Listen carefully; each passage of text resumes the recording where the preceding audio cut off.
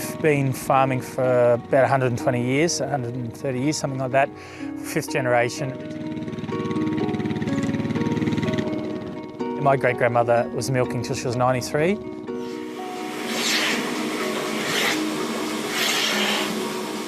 Dairy farming is in Jason Smith's blood, but the blood, sweat and tears he's put into the industry can sometimes be hard to justify.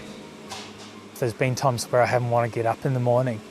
4 o'clock rolls around very quickly when you finish at 10 o'clock at night, and you think to yourself, I don't want to get up because I know I'm just going to lose more money. Over the past decade, the former Young Farmer of the Year says he's only turned a profit in 3 years.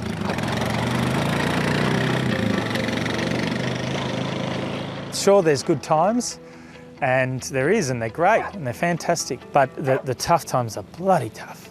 And it's very hard to tell a 14, 15-year-old kid, look them in the eye and say, come and deal with this rubbish. Very hard. The combination of high feed and water costs along with volatile milk prices has put pressure on farmers right around the country. Jason Smith has already had to cull cows this season and says if things don't improve, he'll have to cut his herd even further.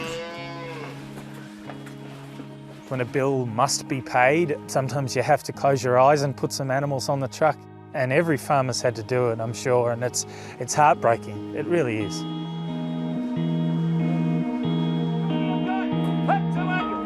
Eight-toe, midfield. Fours, there we go, a baby's just to left. Right for her, 70. 60 got to be 6-0, midfield. This is where Jason fears his beloved cows may end up, at the Warrnambool sale yards, destined for the meat market. People are selling and offloading a lot more cows, probably later calving cows, which are going to calve that July, August, September, October, because they can't afford to feed them. Stock agent Jack Kelly has seen firsthand the exodus from the dairy industry and the desperation of farmers forced to sell their animals.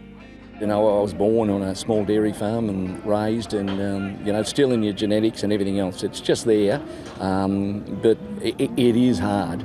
But when you go out to see farmers, you've got to give them some hope.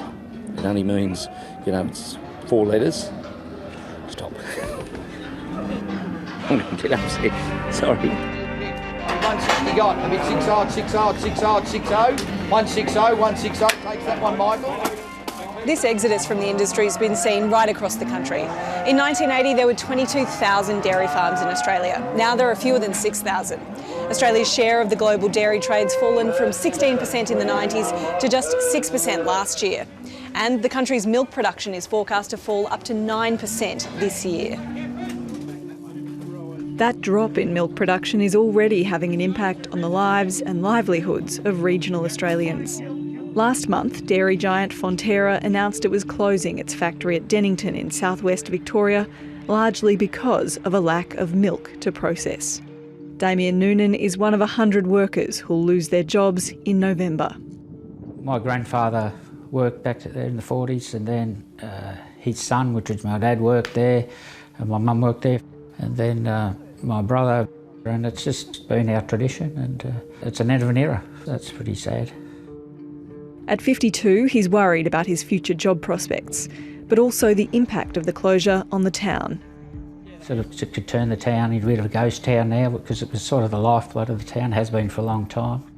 Basically taking away one of the major focuses of the town. So, yeah, I don't know what it'll hold. It's all a bit worrying, really.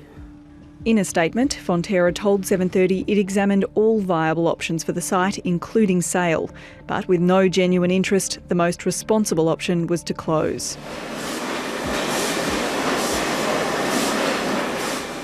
Without dairy, we won't have prosperous regional economies.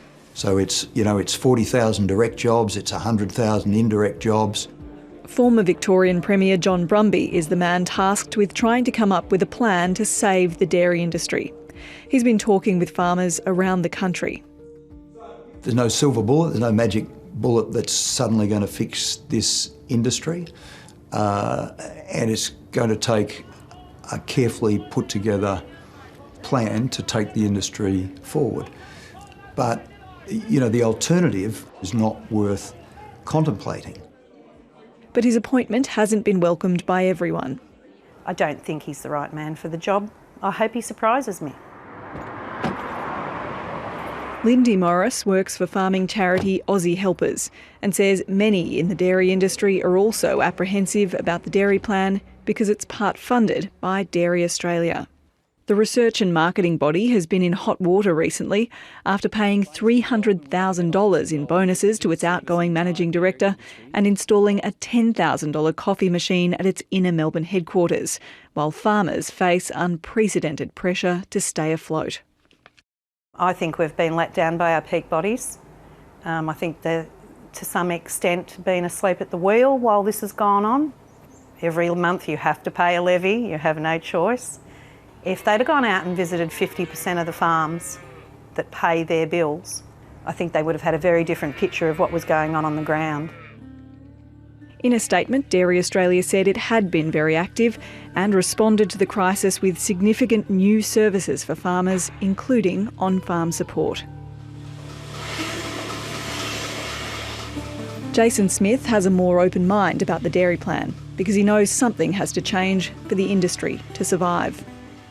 We need a fair price for our product, ongoing. We need to have a sustained industry, and we need government to help our processors to further our export potential into Asia and other countries. And we also just need the general society to value our product and pay a fair price for the hard work that we do. He also wants the government to review water and trade policy to prioritise Australian products, or he fears there won't be any.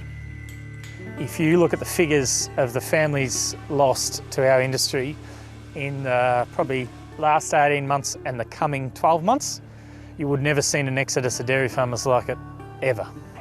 And, you know, if something isn't done now, you won't be drinking Australian milk. You just won't be.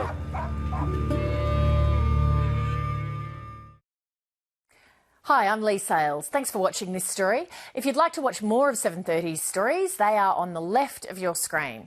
And tap on the button below to subscribe and get the latest from ABC News.